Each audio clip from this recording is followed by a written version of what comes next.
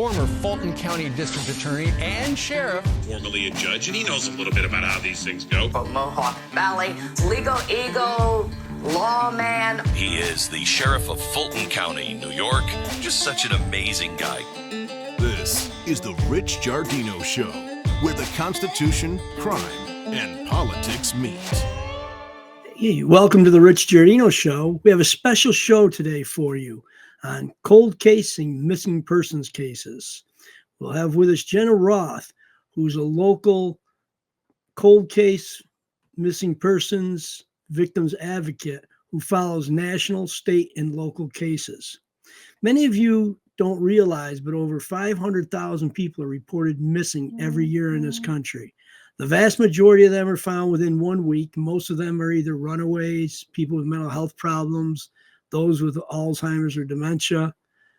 But on the one end, we do have less than 10,000 who we never find, or they're not found for months or years, and they either meet an end by suicide, homicide, or they could still be alive somewhere in this country.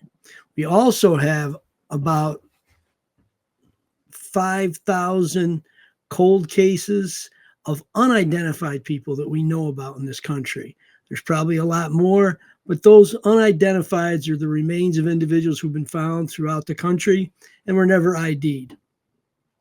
I'd like you to please like, share, and subscribe on YouTube, Spotify, Apple, Facebook, and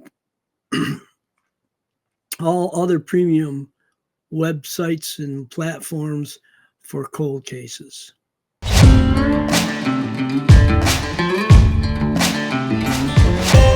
Hey, welcome to the show, Jenna. I really appreciate you coming on. How you doing today? Thank you so much. Yes, no, I'm really happy to be here.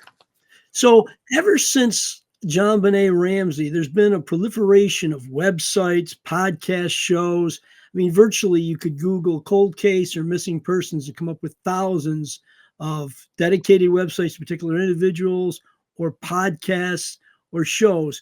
Where do you like viewing yours or listening to your missing persons or cold cases? What are some of the bigger ones that you follow? Yeah, so I personally follow many podcasts. Crime Junkie is a large one. We have The Deck Investigates, and that's a phenomenal podcast that talks about cases that are unsolved, missing person cases. And what they do is they send a deck of cards into prisons with a case on the back of each card. So it's in the jail system, in the prison systems. And by that, their goal is to hopefully find answers for missing people, unsolved cases. What drives your interest in it? And why do you think so many other people are interested in following these cases and coming up with amateur sleuthing or actually coming up with leads or clues? What do you think is the motivation to that? I think a lot of it is for the victims' families. You have all of these unanswered questions that these families, I mean, when you lose a loved one, you want answers, you want closure. And whether that closure comes from finding your missing loved one, solving their murder or homicide, I think it's very important for the families. And you told me about an interesting case where a fellow and his wife were driving and she had the podcast on. Tell us a little bit about that one. Yeah. The history of how weird these things can be to be solved. Absolutely. So, and that's why it's really important that you do follow cases such as these. Yes, it was a husband and wife driving on a road trip. The wife is a crime junkie and she was listening to the Crime Junkie podcast.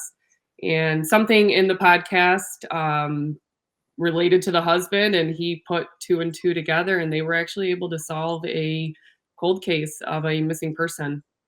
Because he had lived in the area where she went missing before? He was from the area, and the details about the case, it triggered something. He knew exactly where to go to find the answer for it, and they were able to solve that case. Yeah. So we're talking about two things, but they're very similar. The cold cases are dead bodies, unidentified bodies, or murders or weird deaths. And the cold case is to revive them and try to get answers, either as to identity of the person or identity of the if there was a perpetrator, the perpetrator, and Right. help close out the case. But when we also talk about missing persons, we don't know if they're alive or dead, although we do know statistically that the vast majority of missing person reports are solved. Tell us a little bit about when you listen to these programs, watch them, and your own research, what are the 3 or 4 big factors in solving cold cases and missing person cases? Like what drives the clues? Yeah, absolutely. Especially, re-examination of evidence years later, with new technologies, right? Technology is always evolving. Fresh interviews with witnesses from the case, utilizing forensic methods such as genetic genealogy is one that has solved many cases. Let's start out with a case out of Scotia, Glenville, New York, in Schenectady County, the case of Craig Frear, which is very fascinating and interesting. Could you tell us a little bit about the background, the day he went missing, and the circumstances? Yeah, absolutely. So Craig Frear was a 17-year-old junior going into his senior year. He was the co-captain of his soccer team. By all means, he had many friends. He went missing on June 27th of 2004. He was supposed to be at work at Price Chopper that afternoon. The mother discovered that he never made it to his shift. And that evolved into finding out more information and finding out that he went missing that day. So tell us, though, about in the morning. Mm-hmm. He was home in the morning. He'd come home from an overnight. That's right. House. Yes. And tell us how the circumstances unfolded about the dual life he had, because so many of these missing persons or cold cases have a dual lifestyle. And here is, by all accounts, a good kid who was a co-captain of a soccer team, who was a solid student, just seemed like a good all-around kid who was working. So tell us what happened that morning. Yeah, absolutely. So the night before that Saturday, he had stayed the night at a friend's house. He had come home that morning around 10:30. He had grabbed his uniform to go to work later that day. That specific day, his mother was planning a barbecue with family and friends to celebrate his little sister's upcoming birthday. She needed some items, and she went into their local Price Chopper where her son worked part-time in the dairy section. Upon arriving, she realized he was not there at work. So at the time, he did not have a cell phone. So she had to go home and call friends. After a few phone calls, she was able to reach a friend that said Craig was with him and that they were at his friend's work and that Craig would be going into his shift shortly. Well, Craig's father felt unsettled with it. He decided, well, I'm going to go and make sure he made it there safely. So Craig's father goes back to Price Chopper to find that Craig is not there. He speaks with an employee at Price Chopper who informs him that Craig has not shown up for a shift in about a month, maybe a little over a month, which the mother and father had no idea. They assumed he was going to work. So then that led into them phoning more friends later that evening. So when you put these cases together for today's program and when you listen to other ones, so these are either published articles, podcasts, interviews on local TV and other media spots, or web pages that they post or Facebook pages they post for the missing, correct? So all of it is vetted. You don't just take assumptions or read a comment in a Facebook. These are things that have been repeated publicly in the media, correct? Right, absolutely. And they're from articles and they're statements from, this law enforcement that was handling the case. So in Facebook, you have to be careful because anyone can write anything. They can post anything. So that's where a lot of speculation start coming about, with details about the case can get skewed very easily. So yes, no, absolutely. It's from reliable sources. So well, right off the bat, the friend lied and Craig had been leading a double life unbeknownst to his family. That's right. There was a state police officer, Castline, who did eventually have his case. And he had made the comment that upon interviewing many of Craig's friends, each friend, while all saying he was a great guy, each friend knew a little bit more about him than the other, or maybe knew something that this friend didn't know. So there was a lot of moving parts there when it came to interviewing his friends and about what Craig did in his own life. Okay. So there was a different side of him, as is many of these cases, that you don't know. Right. And I don't want to speculate on what that might have been, but he could have been in with the wrong group of people. Let me ask you this. So when was the last time somebody had laid eyes on him? So the last known time that can be corroborated was he was in an apartment complex. His father was driving around. They were able to get into contact with a girl that lived there. The father drove there, found his car in her parking lot of her apartment complex. He waits there for Craig. Craig never comes out to his car. However, the girl who lived at the apartment complex watched him leave, walk towards his car, and then something either caught him off guard, and he turned around and went the opposite direction. So we don't know if there were people in another car or somebody motioning, but so she did see him leave the apartment complex. Now, was that girl known to the parents, or was that an unknown girl? I would, to not make an assumption, but I would assume yes, known to the parents, because the mother was able to call this girl and find out that he was there. So I think I recall they brought in dogs to help search for him. Yes. They did searches. They had posters all over, correct? Yeah, absolutely. Yes. Have they had any viable leads in the 21 years since he went missing?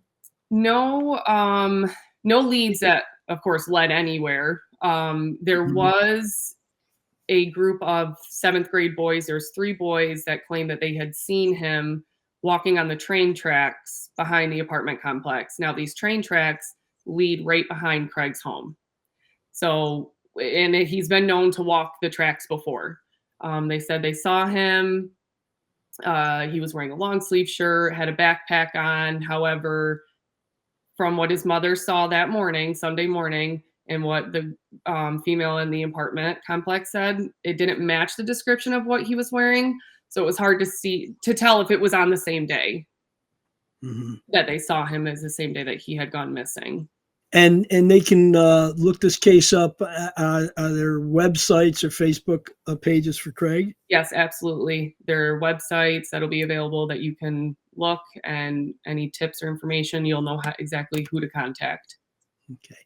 So we ask you to please like and share this program, not only for this case, but for the other 3. And if anyone has any information about Craig Frear or any ideas or any friends that you've talked to since then or at the time, please get a hold of the state police, go to the websites, and we'll, at the end of the podcast, and we'll post who you reached that was investigating these cases.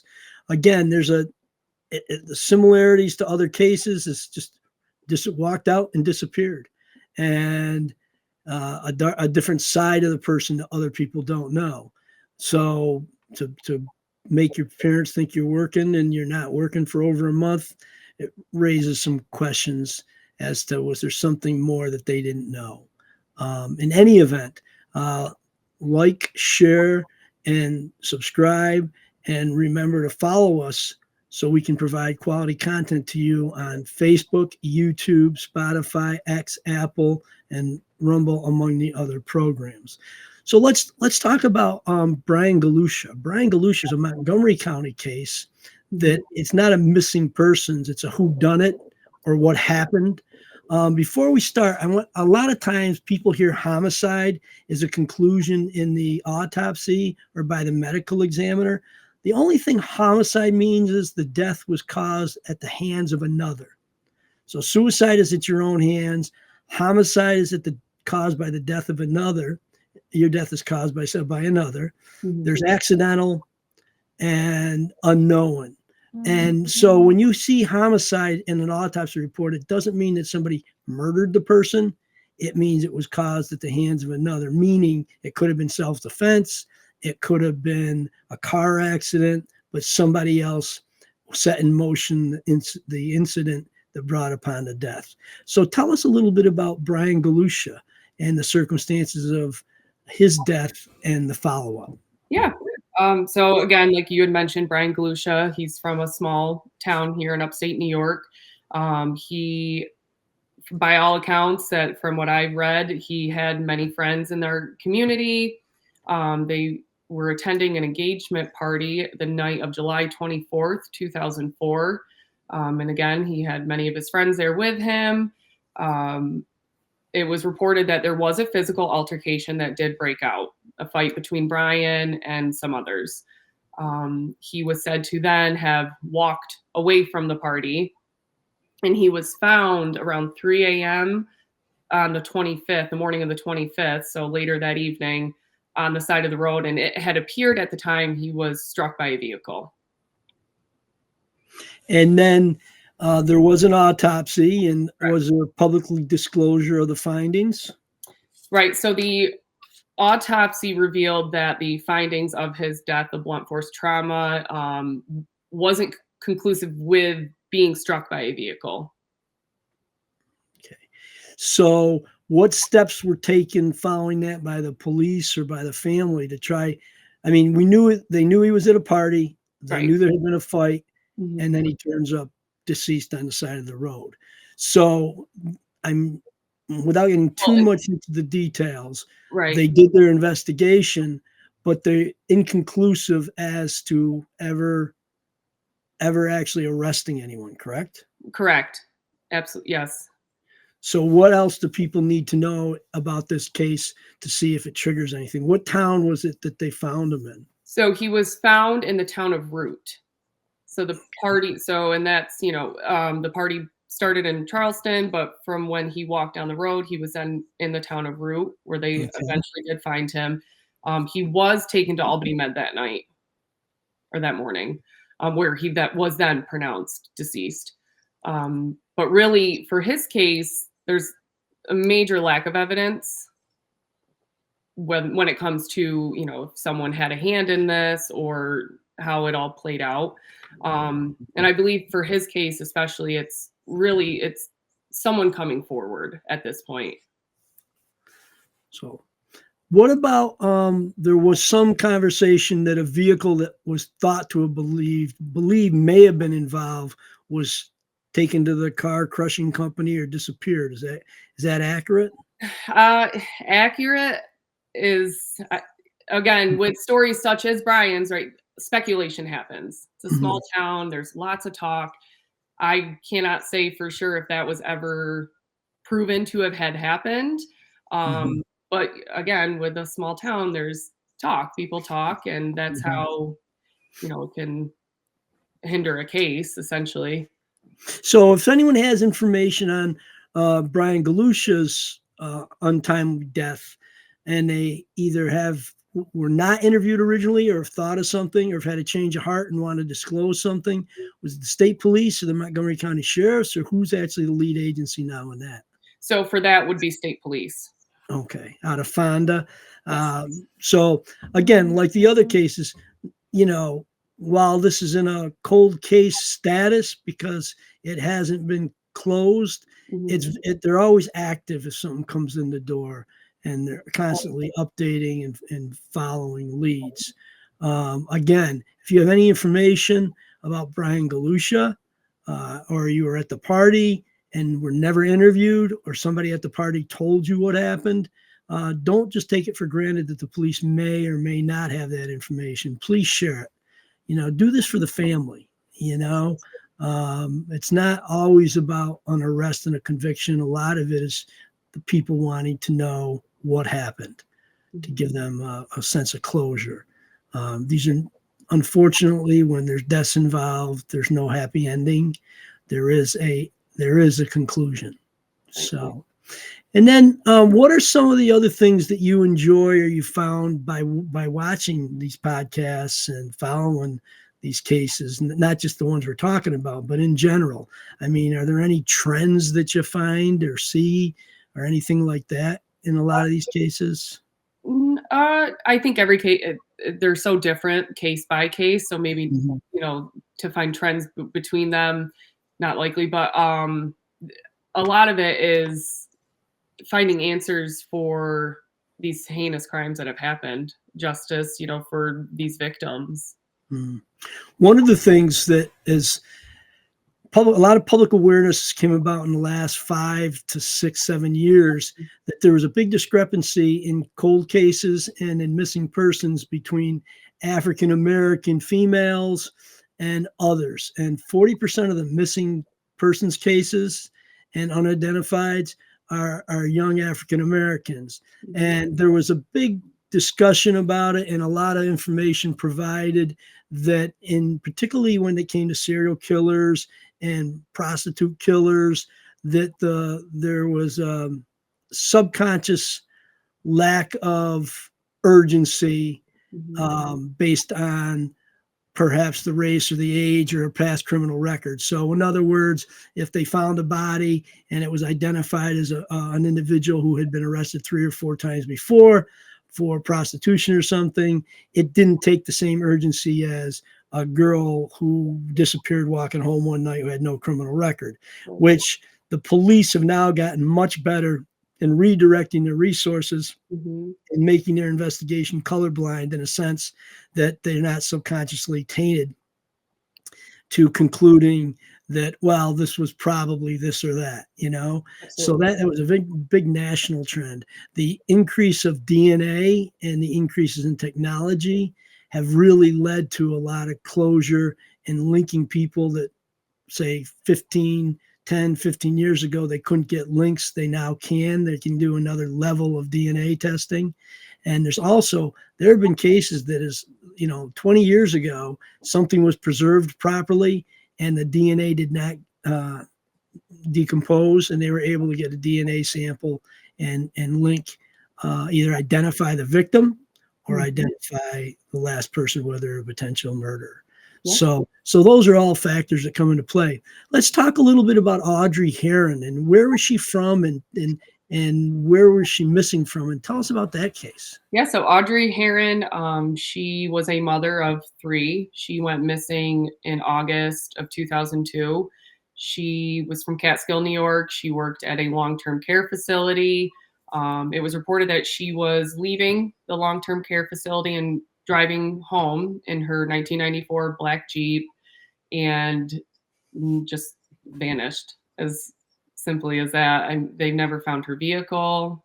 They never found Audrey and her, and her family. Her children are adults now, and getting answers is extremely important for them. So did anyone at work see her leave or see who she left with, or? They never said for sure if anyone saw her specifically leave, get in her vehicle. Not that I have found. So I'm not sure. Was her vehicle ever found? Her vehicle was never found. So they occasionally we see that this group of divers, who are a national known group, will come to help look in rivers and streams and lakes for people who went missing in those vicinities, and have found 25-year-old vehicles, vehicles from the 60s or 50s even, 70-year-old vehicles that have led to closure. A lot of them could be cars that went off the road with families in them and just died, and they're reported as missing, never to be seen, never to be found. So in her case, was she married or separated or divorced, or don't you know? So I'm not certain. I believe she was married. And I do know that they did actually bring in her daughter, her oldest daughter, was able to get Adventures with Purpose, which is, like you had just mentioned, the group that goes and they search bodies of water for vehicles that may have just veered off the path and landed in a body of water. They were able to come out about a year and a half ago or so now. Unfortunately, they did not find anything, but they did search for quite a few days for her Jeep. And you've put together some progressive photos that Yes. were compiled in the investigation. Tell us a little bit what a progression photo is. What does that mean to the average person? Right. So progression photo would be a photo of what the individual missing would likely look like now today. So, not to go back, but with Craig Frear, that was 20 years ago, over 20 years ago. Well, he's not going to look like the 17-year-old that he did 20 years ago. So the progression photo can give you an idea of possibly what they would look like today if they were still alive and you did see them. Mm-hmm.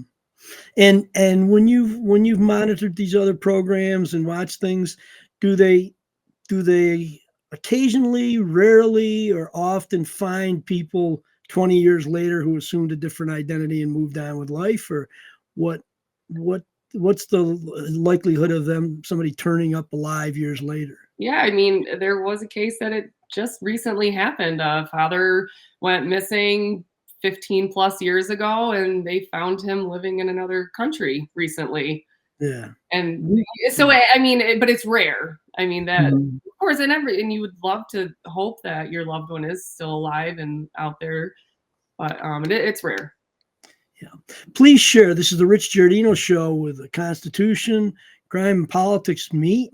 And please share this, because you may know something, you may have heard something, you may have worked with somebody, you may have married somebody who knows something, so that somebody else out there who may have information can help locate these individuals, solve the cases, and find out what happened to the individuals. Let's close on one case that's a rather high-profile local case, Jaliek Rainwalker. And Jaliek Rainwalker was a foster child, correct? He was actually Adopted. Yeah. So can you tell us a little about when this happened and where and what happened? Yes. So Jaliek Rainwalker went missing on November 2nd of 2007. He was 12 years old. He was at a respite care home, so that, I believe, for 6 days. And what that means is maybe adoptive parents, they needed to take time off, a break of some sort. And Jaliek was sent to go stay for a short time period with respite care parents. And that's where he was. And on the morning of November 1st, he was picked up by his adoptive father. And they went out for dinner that night. They went to Red Robin in Latham, New York. Later that evening, they ended up staying at his adoptive grandfather's house. Now, the next day, on November 2nd, his adoptive father had reported that he had ran away. And he had run away before, so that wasn't unusual? Right. So that, I don't know if he had ran away before. So I'm not certain on that, but that is what he did report, his adoptive father, on the 2nd of November. And they searched for him locally and around, correct? Yes. Did they do some dive? Was there a pond or something on the property or around the area? If something in my mind, No. I recall, and maybe I'm confusing it, I thought they did divers in a pond. No, not that I read for his case. Oh, okay. I know what it is. They found the bones of a 12-year-old or 14-year-old in a local pond, and they thought maybe it was him, but it wasn't. It was not him. Okay. Right. So tell us, what steps did they take with Jaliek, and what did you find unusual about the case? So they had brought in Cambridge, Greenwich police. They brought in state police. They brought in rangers to come in and search the areas around the home where he went missing from. Again, they never found anything with substantial. They were interviewing, state police were interviewing his adoptive parents. After a short period of time, they did stop cooperating with the investigation, which of course then, a child goes missing.